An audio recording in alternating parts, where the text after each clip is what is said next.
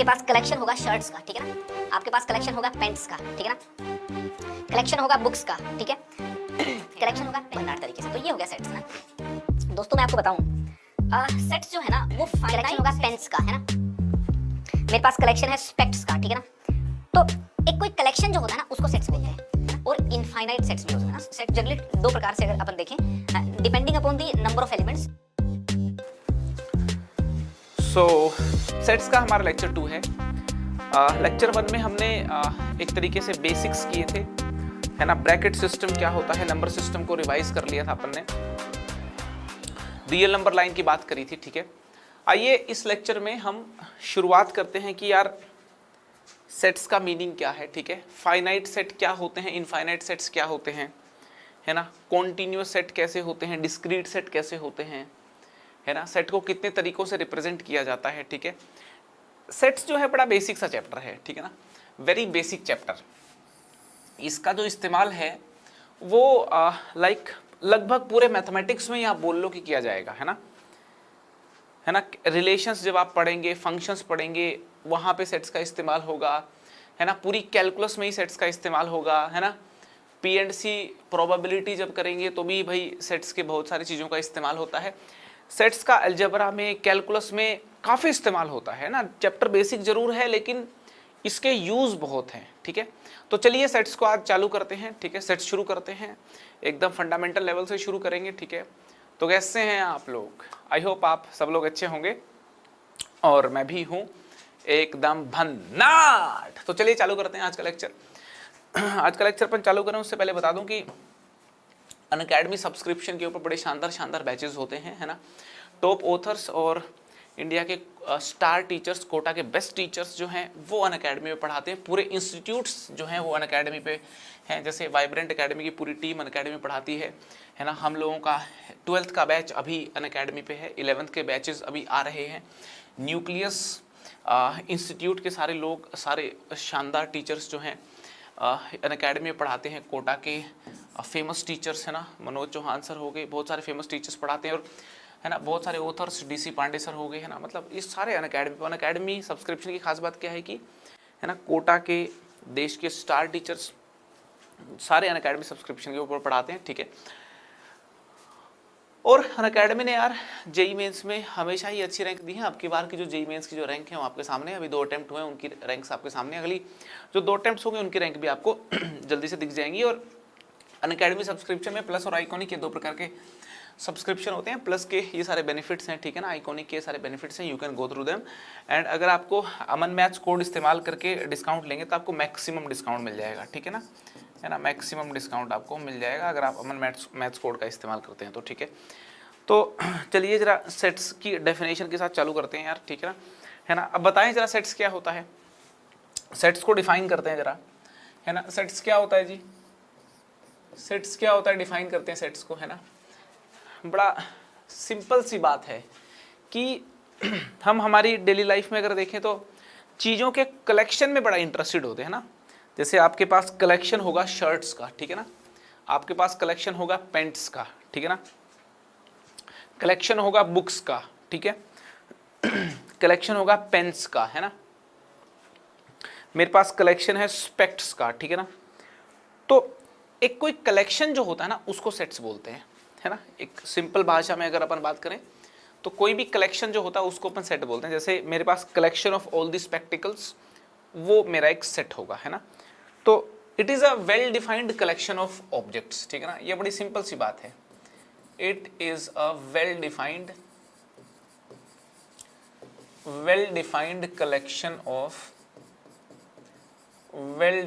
Collection of objects, ठीक है ना भाई, है ना। ऑब्जेक्ट्स का कलेक्शन है, वेल डिफाइन होने चाहिए, ठीक है।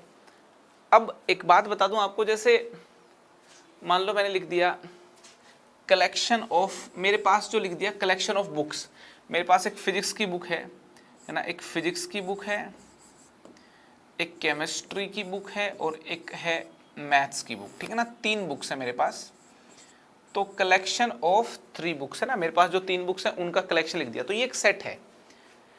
आपको बताऊं कि ये जो फिजिक्स वाली बुक है ये सेट का एक एलिमेंट है, ठीक है ना।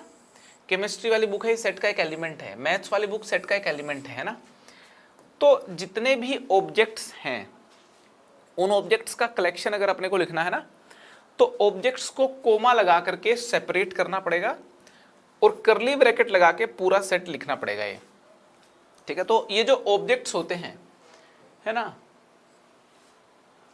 Collection of well defined objects, ठीक है ना, objects are separated by comma, ठीक है ना, ये देख सकते हो आप, है ना, ऑब्जेक्ट्स आर सेपरेटेड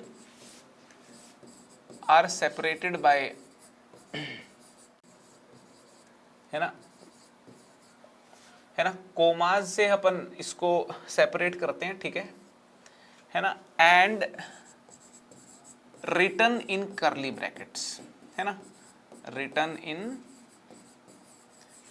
करली ब्रैकेट्स, और करली ब्रैकेट्स में अपन इनको लिखते हैं, ठीक है ना। और ये बन गया हमारा एक सेट, बात समझ में आ गई।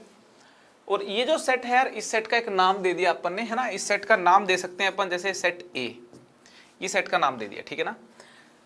सेट की नेमिंग जो है सेट को आप जो है ए बी सी डी ऐसे करके नाम दे सकते हो, ठीक है ना। कैपिटल लेटर से जनरली डिनोट करते हैं ना, sets are denoted generally by capital letters, ये बात लिख देता हूं यहां पे मैं, है ना, sets are generally denoted by capital letters, sets are generally denoted by capital letters. चलो ये बात भी लिख दी, sets are generally denoted by capital letters, sets are generally, ऐसा नहीं कि स्मॉल लेटर से आप डिनोट नहीं कर सकते, बट ज्यादातर जो है कैपिटल लेटर से अपन उसको डिनोट करते हैं ना, generally denoted by capital letters, ठीक है, कैपिटल लेटर्स से अपन उसको डिनोट कर देंगे, ठीक है ना। तो क्या है सेट्स, क्या है भाई, well defined collection of objects है ना। यहाँ पे ये जो है ना फिजिक्स है ना की जो बुक है ये, ठीक है, ये लिखा हुआ मैंने कैम, है ना, और ये लिखा हुआ मैंने मैथ्स। तो ये जो तीन एलिमेंट्स है ना, ये जो तीन है ये एलिमेंट्स हैं, क्या है, एलिमेंट्स हैं, ये है एलिमेंट्स ऑफ सेट ए, क्या है, एलिमेंट्स ऑफ सेट ए, ये सेट ए के एलिमेंट्स हैं, है ना। अगर मैं एक सेट बना दूं, set of all the teams in IPL, है ना, आईपीएल में जितनी भी टीम्स हैं सबका सेट, तो यार बनाया जा सकता है। जैसे यहाँ पे देख लो, एक बी सेट बना देता हूँ, है ना, बी सेट है set of all the teams in IPL. IPL में कौन कौन सी टीम है भाई, याद भी नहीं मेरे को, मतलब सारी टीम्स लिख लो, ठीक है ना, वो आपको मतलब एक KKR हो गई, ये लोग KKR, है ना, KKR हो गई, और कौन सी है, दिल्ली डेयरडेविल्स है, ठीक है जी, और अपनी कौन सी चेन्नई सुपर किंग हो गई, है ना, राजस्थान रॉयल हो गई, बेंगलोर वाली कौन सी है, रॉयल चैलेंजर बेंगलोर है क्या, हाँ रॉयल चैलेंजर बेंगलुरु होगी। अच्छा पंजाब वाले भी हैं, पंजाब लोयंस हैं, कौन से हैं पंजाब वाले, कौन, पंजाब लोयंस है ना, जीतते तो कभी है नहीं यार पंजाब लोयंस, ठीक है, पंजाब लोयंस हो गई। और कौन सी टीम है भाई अपनी, 3 2 5 6 ही हुई है, तो राजस्थान रॉयल लिख ली क्या मैंने, राजस्थान रॉयल्स हो गई, हाँ ये लो राजस्थान रॉयल्स, है ना, अच्छा राजस्थान रॉयल तो लिख लिया मैंने। और कौन सी टीम बच गई भाई, KKR हो गई, दिल्ली डेयरडेविल्स हो गई, अच्छा हैदराबाद वाली तो बच गई, सनराइजर हैदराबाद, 3 3 6 7, एक और होगी मेरे हिसाब से, 7 ही टीमें, 8 हैं। गुजरात की भी टीम आई थी एक बार, तो सनराइजर हैदराबाद हो गई, और कौन सी बच गई, मुंबई इंडियंस, कैसे भूल सकते हैं अपन इसको, मुंबई इंडियंस। भाई देखो आईपीएल मैंने देखना छोड़ रखा है है ना, कभी कभी देख लेता हूँ, मस्ती के लिए देख लेता हूँ, थोड़ा बहुत हाइलाइट्स देख ली 5 मिनट की, क्या हुआ है ना, शॉर्ट कैसे लग रहे हैं। तो ये हो गया हमारा बी सेट, है ना, सारे एलिमेंट्स देखिए कोमा से सेपरेट कर रखे हैं एकदम भन्नाट तरीके से। तो ये हो गया सेट्स, है ना। दोस्तों मैं आपको बताऊं, सेट्स जो है ना वो फाइनाइट सेट्स भी हो सकते हैं और इनफाइनाइट सेट्स भी हो सकते हैं ना। सेट जनरली 2 प्रकार से अगर अपन देखें, depending upon the number of elements, sets को अपन 2 प्रकार से कैटेगराइज कर सकते हैं, फाइनाइट सेट्स और इनफाइनाइट सेट्स। फाइनाइट सेट्स वो होते हैं, आपको बता दूं, फाइनाइट सेट्स वो होते हैं जिनमें नंबर ऑफ एलिमेंट्स फाइनाइट हो, है ना, और इनफाइनाइट सेट्स वो होते हैं जिनमें नंबर ऑफ एलिमेंट्स इनफाइनाइट हो। तो ये आपको मालूम होना चाहिए कि फाइनाइट और इनफाइनाइट सेट्स दो टाइप के सेट्स होते हैं भाई, है ना। फाइनाइट सेट्स तो हो गए ना, नंबर ऑफ एलिमेंट्स फाइनाइट होते हैं। इनफाइनाइट सेट्स में नंबर ऑफ एलिमेंट्स इनफाइनाइट होते हैं ना। जैसे मान लो एक सेट लिख दिया मैंने यहाँ पे, देखिए ए 1 2 3, ये एक फाइनाइट सेट है ना। बी 4 5 7 9 अल्फा, ये फाइनाइट सेट है, ठीक है ना। इनफाइनाइट सेट जैसे a set of all natural number, जैसे सी सेट लिख दिया मैंने, this is a set of all natural numbers, है ना। देखिए सारे नेचुरल नंबर लिख दो आप इसमें, है ना। Set of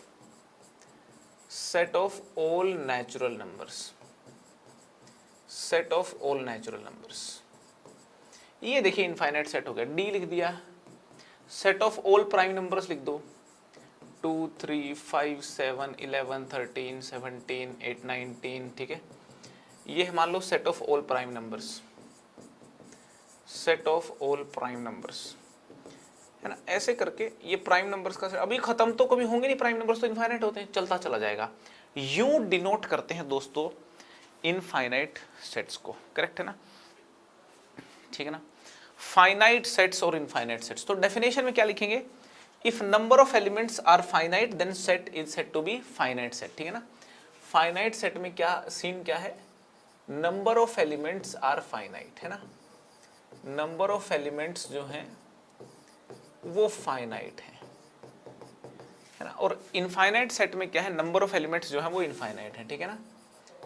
number of elements जो है, number of elements are infinite, number of elements दोस्तों ये क्या है, इनफाइनाइट है ना।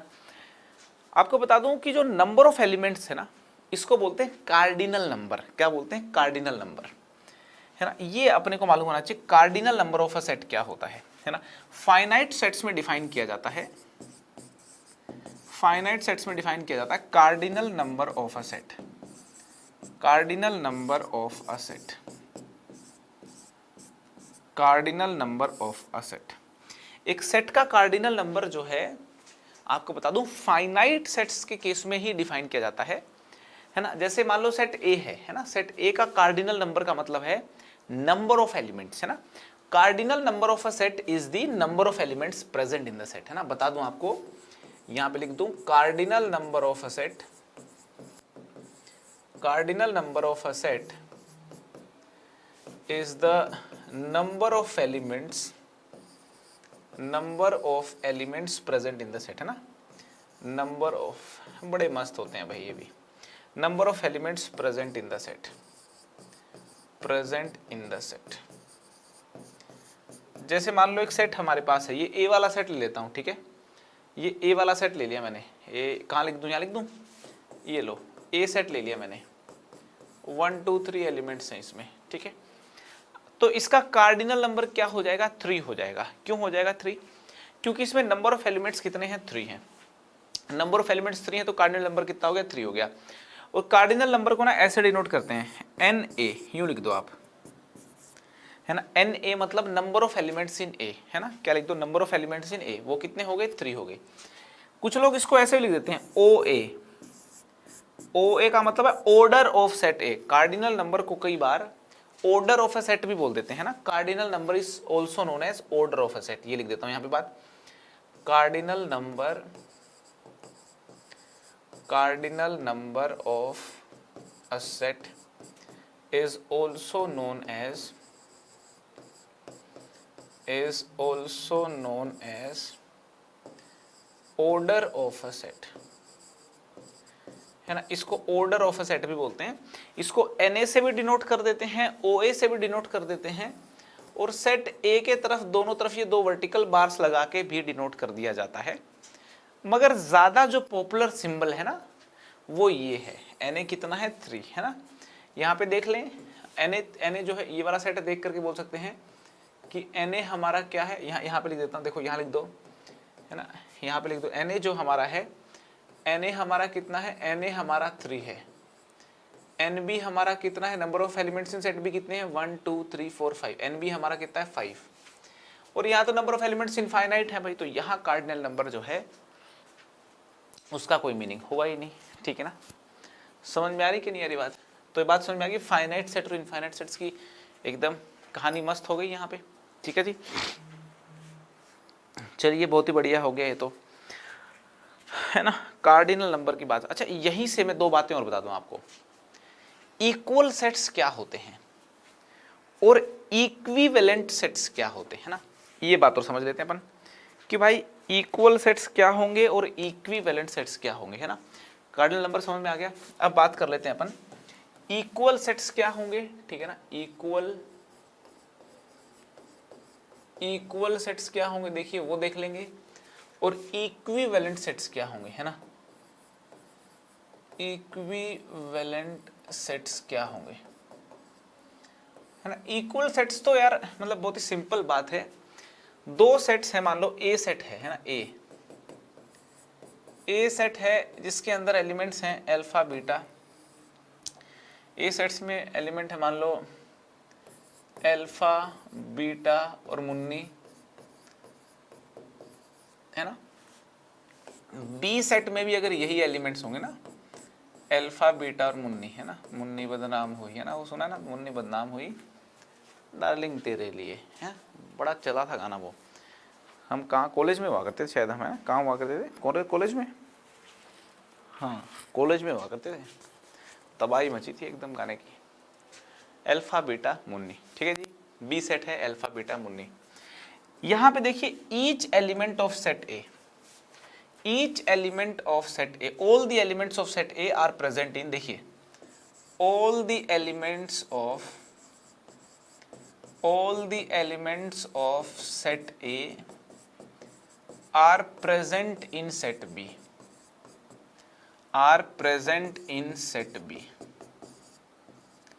and all the elements of set B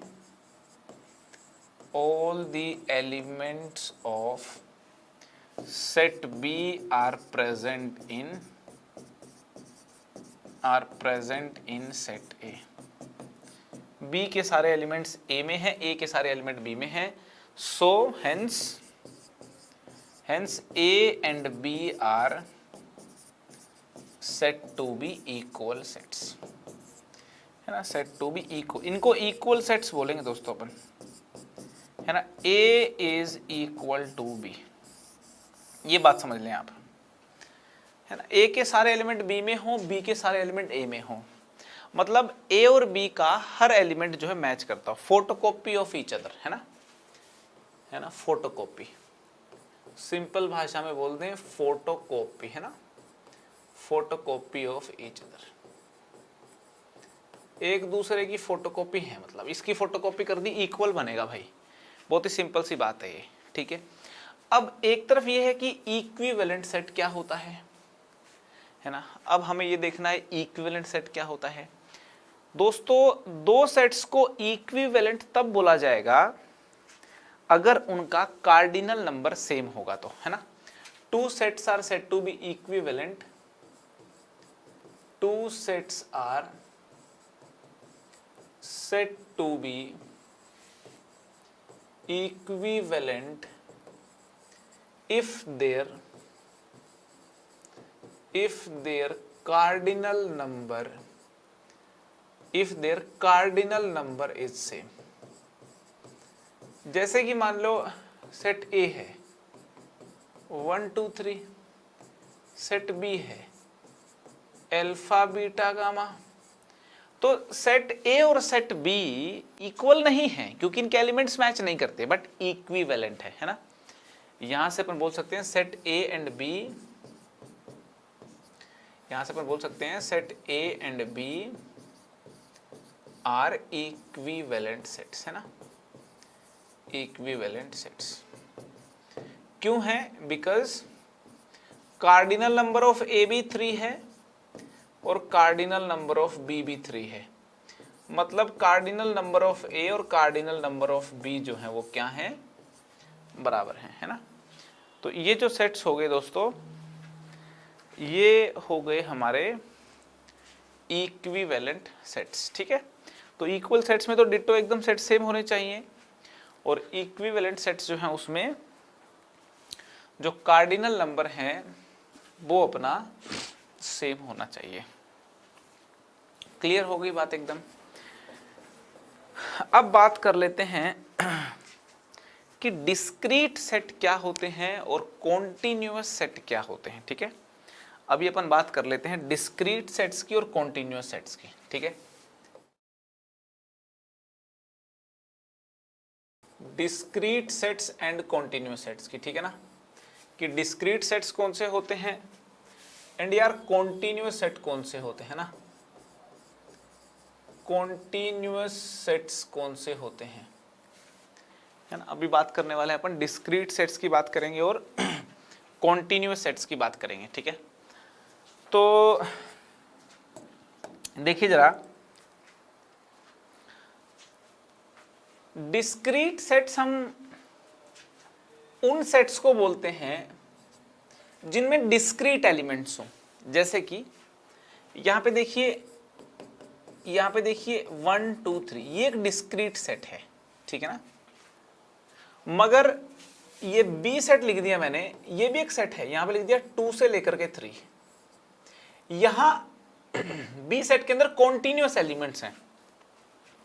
कहने का मतलब इसी बात को अगर नंबर लाइन पे समझ के देखें तो ज्यादा क्लैरिटी के साथ समझ में आ जाएगा, है ना। नंबर लाइन पे अगर इस सेट को प्लॉट करें, सेट्स में क्या है, अगर सेट्स में रियल नंबर्स हो, सेट्स में रियल नंबर्स हो तो नंबर लाइन पे सेट प्लॉट किया जा सकता है ना। If set contains real numbers, if any set contains real numbers then we can plot the set on real number line। Real number line पे प्लॉट कर सकते हो आप, है ना, रियल नंबर लाइन पे प्लॉट कर सकते हो आप। तो जैसे ये वाला सेट है ना जिसमें एलिमेंट्स हैं 1 2 3, तो यहाँ 0 है, यहाँ पे 1 है। ठीक है, यहाँ मेरा 2 है, यहाँ 3 है, -1 -2 एंड सो ऑन। तो अगर अपने को ये वाला सेट प्लॉट करना है तो भाई देखो 1 2 3 ये एलिमेंट ये हो गया, ये हो गया, ये रेड पेन से जो मैंने एलिमेंट्स जो है ना ये यहाँ पे मार्क कर दिए जो सेट का पार्ट है। तो यहाँ पे आप देखिए एलिमेंट्स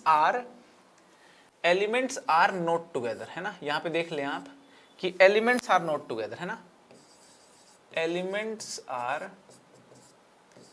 डिस्क्रीट, डिस्क्रीट मतलब अलग अलग, है ना, नॉट टुगेदर। तो ये अपने को बात समझनी है, अगर एलिमेंट्स ऐसे यूं करके अलग अलग हो ना तो वो हो गया डिस्क्रीट सेट, है ना।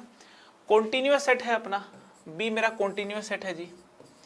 तो कॉन्टिन्यूअस सेट जो है रियल नंबर्स हैं भाई, एक तरीके से रियल नंबर्स वगैरह में ही जो है ना कॉन्टिन्यूअस सेट की बात आती है। ठीक है, तो यहाँ पे आप देखें तो 2 से 3 है ना, तो 2 से लेकर के 3 यहाँ जो एलिमेंट्स हैं कॉन्टिन्यूअस एलिमेंट्स हैं। आप इस बात को महसूस कर सकते हैं कि जो एलिमेंट्स हैं हमारे वो क्या है, देखिए 2 से 3 एलिमेंट्स आर कॉन्टिन्यूअस। ठीक है, ये बात आप बिल्कुल नोटिस कर सकते हैं, है ना। Elements are continuous, elements are continuous.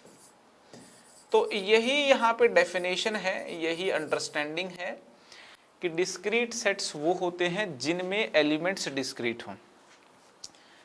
और यहाँ पे मैंने एग्जांपल लिया रियल नंबर जिस सेट के अंदर हो। ठीक है ना, रियल नंबर्स के सेट से इस बात को बड़ा इजीली समझा जा सकता है। और कॉन्टिन्यूअस सेट्स की बात यार रियल नंबर के सेट में की जाती है ना, कॉन्टिन्यूअस सेट्स।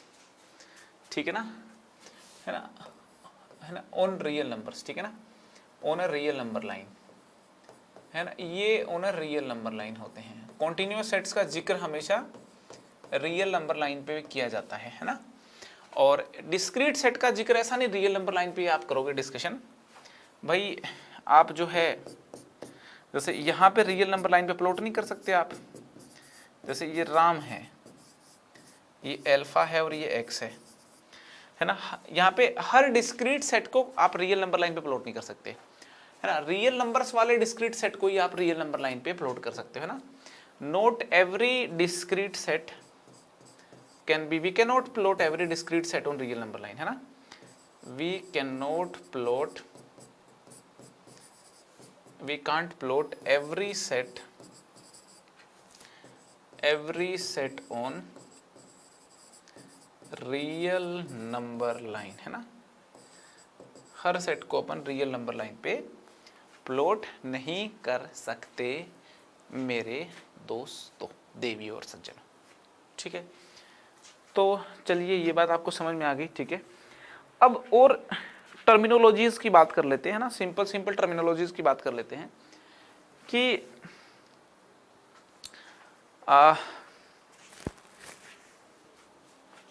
अपन बात करते हैं कि यार नल सेट क्या होता है ना। नल सेट को एम्प्टी सेट भी बोल सकते हैं, नल सेट को एम्प्टी सेट भी बोलते हैं, इसको वॉइड सेट भी बोल दिया जाता है ना। एम्प्टी सेट हो गया, नल सेट हो गया, वॉइड सेट, मीनिंग सबका सेम है, मीनिंग सबका सेम है। ठीक है दोस्तों, अगर एक सेट में कोई भी एलिमेंट प्रेजेंट ना हो, है ना, if there is number of element present 0 हो, है ना, if number of element present in the set are 0 then it is said to be null set. मतलब नंबर ऑफ एलिमेंट्स कोई भी प्रेजेंट ना हो, मतलब if number of elements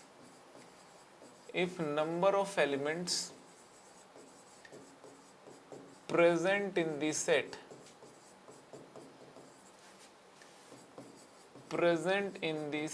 are 0, then it is said to be null set। और null set को दोस्तों जैसे A है, यहां पे देख खाली ब्रैकेट लिख दी, इसमें कोई भी एलिमेंट प्रेजेंट नहीं है, A हमारा एक नल सेट होगा, है ना। नल सेट को यूं खाली ब्रैकेट से भी डिनोट कर सकते हैं अपन, और नल सेट को डिनोट करने का एक और भी तरीका है, आप इसको यूं करके फाई से भी डिनोट कर सकते हैं। Null set is denoted by खाली ब्रैकेट्स, खाली करली ब्रैकेट्स, या फिर फाई। फाई का मीनिंग भी नल सेट होता है, ठीक है ना। तो ये बात भी मैं लिख दूं यहाँ पे, null set is denoted bye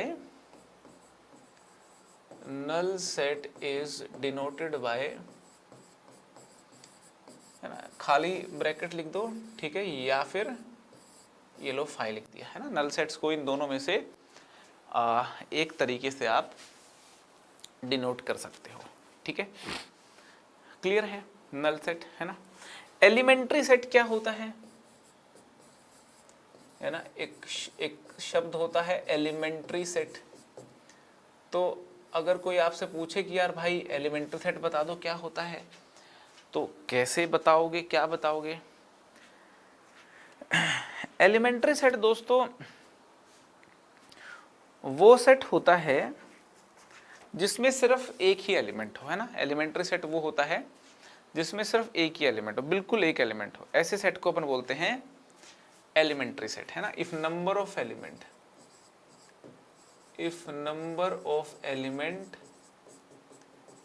in a set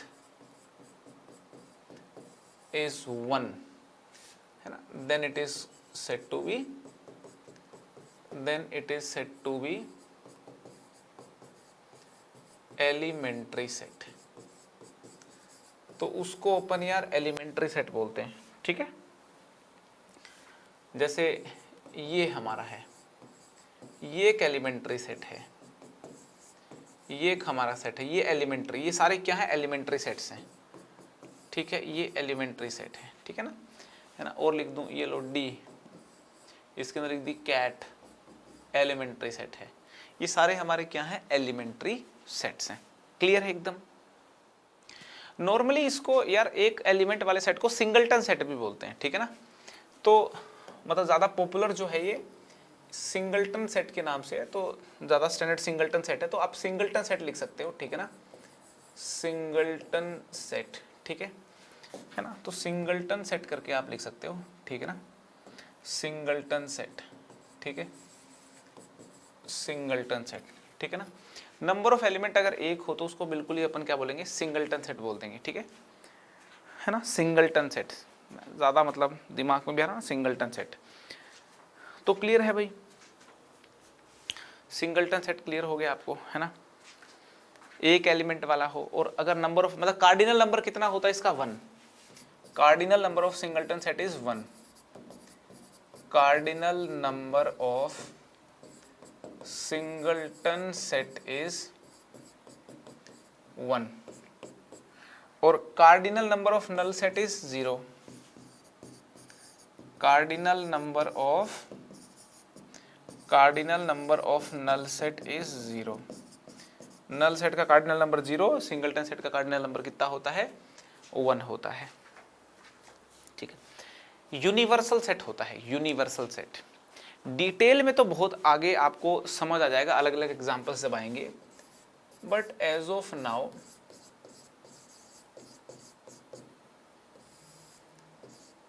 universal set,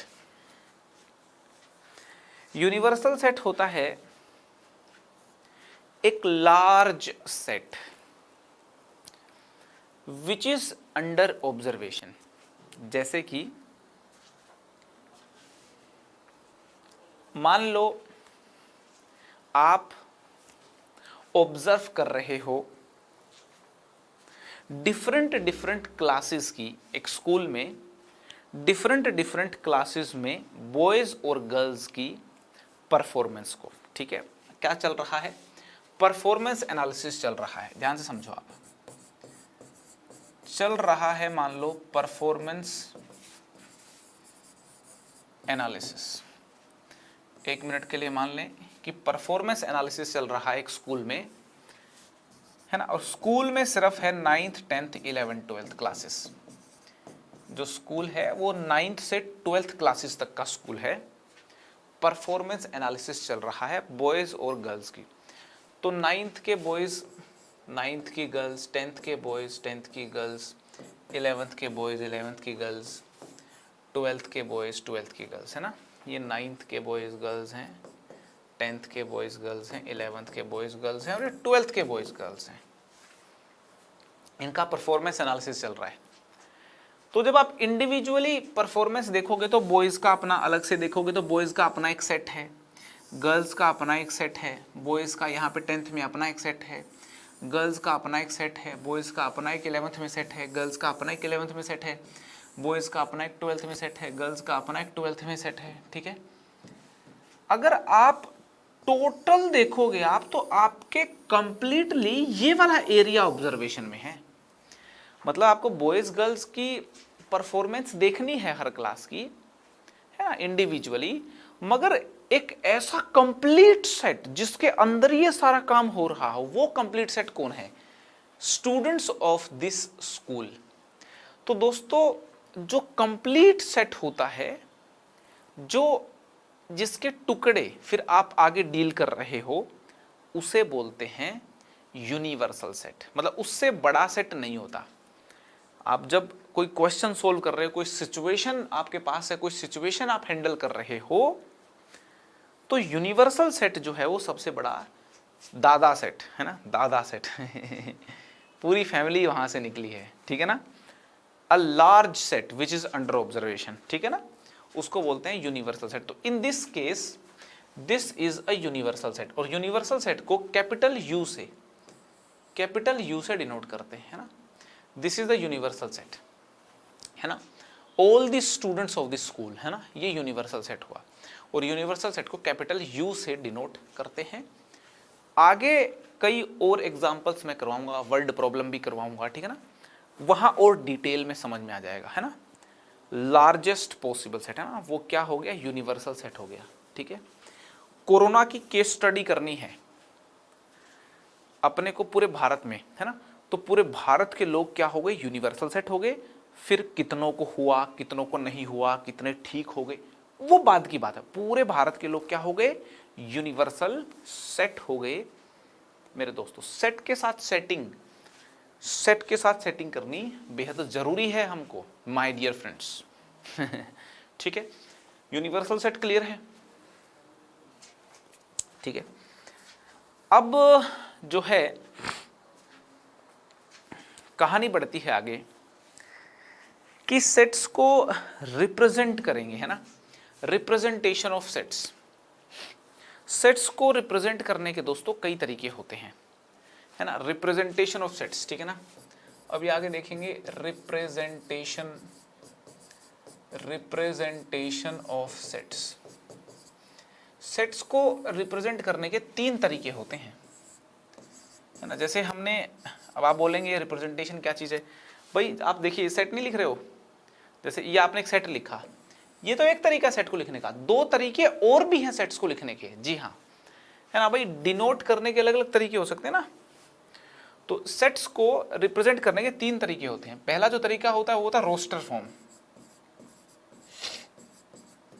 पहला तरीका होता है रोस्टर फॉर्म। रोस्टर फॉर्म को टेबुलर फॉर्म भी बोलते हैं। दूसरा तरीका है set builder form. Set builder form को हम प्रॉपर्टी फॉर्म भी बोलते हैं।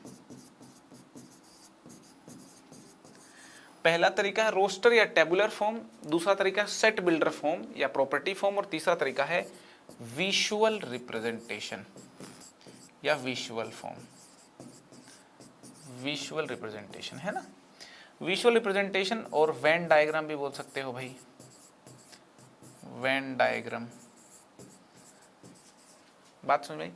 सेट्स को रिप्रेजेंट करने के 3 तरीके होते हैं, है ना, roster form, set builder form और विजुअल रिप्रेजेंटेशन। एक सेट को इन तीनों में से किसी भी तरीके से रिप्रेजेंट कर सकते हो, ठीक है ना। सेट बिल्डर फॉर्म मतलब वैसे तो सारे इंपॉर्टेंट हैं, सेट बिल्डर फॉर्म में थोड़ा खास ध्यान देना है। सेट बिल्डर फॉर्म अगर अपने को लिखनी आ गई, ये मतलब पूरे मैथमेटिक्स में यूज होगी, है ना। सेट बिल्डर फॉर्म जो है ना, ये पूरे मैथमेटिक्स में यूज होगी, तो इससे मोहब्बत हो जानी चाहिए, है ना।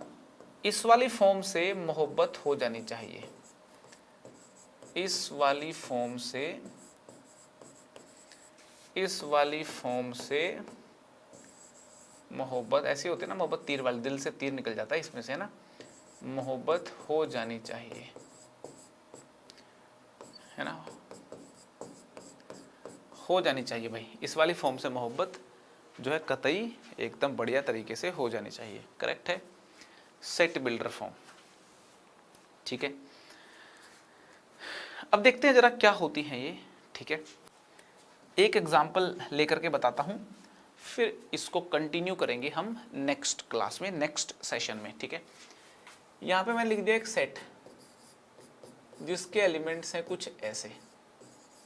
तो दोस्तों आप देखिए यहां पे मैंने क्या लिखा, रोस्टर फॉर्म या टेबुलर फॉर्म। ये जो करली ब्रैकेट लगा करके लिखा जाता है ना, यूं करके एलिमेंट्स को कोमा लगा के सेपरेट करके, जो आप अभी तक लिखते हुए आ रहे हो, यही है टेबुलर फॉर्म, ये है टेबुलर फॉर्म या प्रॉपर्टी फॉर्म, ठीक है। और विजुअल फॉर्म बड़ी सिंपल है, आप अगर यूं करके यूं लिख दोगे, इसके ऊपर तो लिख दो ए, एक गोला लगा दो, रेक्टेंगल बना दो, कुछ ही बना दो आप, ठीक है ना। ये ए लिख दो, ए लिख के और इसके अंदर लिख दो, है ना, ये एक रीजन बना दिया, बाउंड्री बना दो, है ना। बाउंड्री के ऊपर ये सेट का नाम लिख दो, इसके अंदर एलिमेंट्स लिख दो, जैसे मैं लिख दिया 1 9 4 16, तो ये हो गई आपकी विजुअल फॉर्म। विजुअल फॉर्म लिखना एकदम सिंपल है, टेबुलर फॉर्म लिखना एकदम सिंपल है।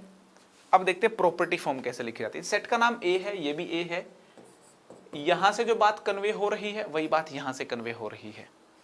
प्रॉपर्टी फॉर्म क्या होती है, देखिए करली ब्रैकेट लगा दी। अब मैं बता रहा हूं आपको प्रॉपर्टी फॉर्म, ध्यान से देखना। प्रॉपर्टी फॉर्म या सेट बिल्डर फॉर्म एक ही बात है ना। सेट बिल्डर फॉर्म लिख देता हूं, set builder form, set builder form, ठीक है। तो सेट बिल्डर फॉर्म क्या है, ये जो एलिमेंट्स हैं, ये एलिमेंट्स प्रॉपर्टी, एक कॉमन प्रॉपर्टी देखिए कौन सी को सेटिस्फाई कर रहे हैं। ये एलिमेंट्स एक कॉमन प्रॉपर्टी को सेटिस्फाई कर रहे हैं, ये स्क्वायर्स हैं नेचुरल नंबर के। तो मैंने यूं लिख दिया कि ए, है ना, ऐसे ऐसे लिख दिया। आप मुझे बताओ बात को समझे या नहीं, ये लिख दिया। अब ये चीज और ये चीज एक ही है, मैं समझाता हूं आपको कैसे। इसका मतलब है सेट ए में एक्स स्क्वायर टाइप के एलिमेंट्स हैं और x क्या है, नेचुरल नंबर है और 4 से छोटा है। तो 4 से छोटे नेचुरल नंबर्स कौन से हैं, 1 2 3 और 4 के बराबर भी 4। तो 1 पुट करोगे तो 1 का स्क्वायर 1, 2 का स्क्वायर 4, 3 का स्क्वायर 9 और 4 का स्क्वायर 16 हो जाएगा। तो कुल मिलाकर के ये वाला सेट और ये सेट एक ही है। अगर आपको ये बात पूरी समझ में आ गई, अभी तक पूरा समझ में आ गया तो कमेंट करके मुझे जरूर बताएं। क्या आपने बढ़िया 11th क्लास की भन्नाट शुरुआत कर दी है, कमेंट करके बताएं। क्या आपने नोट्स लगा लिए हैं, नोट्स लगा लिए तो लिख दें यस नोट्स हमने लगा लिए, कमेंट करके बताएं। आपको मज़ा आ रहा है मैथ्स पढ़ने में, इफ़ यस तो कमेंट करके मुझे बता दें। बता दूं आपको, इसको रीड करते हैं यूं करके, A is a set which contains x square, ये होता such that x belongs to natural number and x is less than equal to 4। तो लेस देन इक्वल टू 4 और नेचुरल नंबर भी 4 पॉसिबल हैं, 1 2 3 4 पुट करोगे खटाक से एलिमेंट्स आ जाएंगे। तो यहां पे इन एलिमेंट्स की कॉमन प्रॉपर्टी का इस्तेमाल कर लिया। ये क्या है, कॉमन प्रॉपर्टी, कंप्लीट जो है ये कॉमन प्रॉपर्टी है इन एलिमेंट्स की। कॉमन प्रॉपर्टी का जैसे इस्तेमाल कर लिया, सेट बन गया, सेम सेट को प्रॉपर्टी फॉर्म में लिख दिया। सेट बिल्डर फॉर्म बोलते हैं, यहां से सेट बनाना पड़ता है, बिल्ड करना पड़ता है, डायरेक्ट बिल्ड करके नहीं दे रखा, प्रॉपर्टी की फॉर्म में दे रखा है। आई होप आपको अभी तक के सफर में सारी बातें समझ में आ गई होंगी। सेट्स में अभी तक जितना सीखा है इसके आगे हम कंटिन्यू करेंगे अगले लेक्चर में और क्वेश्चंस को कुछ लेंगे हम, ठीक है। आज इतना ही। अगर आपको नोट्स चाहिए, नोट्स के लिए यार आप इस चैनल को सब्सक्राइब कर लो, ठीक है ना। प्रैक्टिस शीट्स आनी चालू हो जाएंगी, मोमेंटम बन जाए एक बार कोर्स का, ठीक है। और फ्री स्पेशल क्लास का नोटिफिकेशन चाहिए, जरूर आप इस चैनल को ज्वाइन कर लें। डिस्क्रिप्शन में लिंक दिया हुआ था, है ना। अनअकैडमी ऐप से आप डाउट पूछ सकते हैं, प्रोसीजर लिखा हुआ है। अनअकैडमी कॉम्बैट एग्जामिनेशन एक स्कॉलरशिप एग्जामिनेशन है, ठीक है। इसको अनलॉक करने के लिए एक कोड का इस्तेमाल करना पड़ेगा, अमन मैथ्स कोड का इस्तेमाल करना पड़ेगा आपको, जिससे अनअकैडमी कॉम्बैट को आप अनलॉक कर सकते हैं। फ्री रजिस्ट्रेशन करा करके स्कॉलरशिप ले सकते हैं। 4 CR तक की स्कॉलरशिप मिलती है। हर संडे को 11 बजे टेस्ट होता है ना, यहाँ पे लिखा हुआ है हर संडे 11 बजे। आप ये डिटेल देख सकते हो। अमन मैथ्स कोड का इस्तेमाल करोगे तो फ्री में आप इसको दे सकते हो, इस वाले टेस्ट को, ठीक है। अनअकैडमी ऐप पे मुझको फॉलो कर लें, है ना। 1000 से ऊपर के लोगों ने अभी तक फॉलो कर लिया है। जल्दी जल्दी करके आप लोग भी फॉलो कर लें, ताकि आप मुझसे बातचीत पर्सनली वहाँ पे कर सकें, मुझसे इंटरेक्ट कर सकें, गाइडेंस ले सकें और क्या कर सकें भाई, क्या कर सकें और मुझसे मेरी क्लासेस की जानकारी ले सकें, ठीक है। और हंसते रहें भाई, है ना। टफ टाइम है पेंडेमिक का, ठीक है ना, लेकिन घबराने की ज़रूरत नहीं है। हंसते रहें, आसपास के लोगों का ध्यान रखें, अपना खुद का ध्यान रखें। खुद का ध्यान रखोगे तभी आसपास के लोगों का ध्यान रखोगे। मुस्कुराते रहें और पढ़ाई चालू रखें, है ना। आप जो है ना इधर उधर की बातों में ना रहें, अपनी पढ़ाई चालू रखें, ठीक है ना। क्योंकि एट दी एंड अगर लॉस होगा तो आपका लॉस होगा, ठीक है। और यार अपने प्यारे से चैनल को सब्सक्राइब कर दें, नोटिफिकेशन बेल दबा दें और लाइक शेयर कर दें इसको, ठीक है ना। जितनी ज़्यादा रीच होगी अच्छा रहेगा, है ना। ज़्यादा लोग इकट्ठे पढ़ेंगे, ज़्यादा मज़ा आता है, कॉम्पिटिशन बढ़ता है, ठीक है। आज के लिए इतना ही, बाय बाय।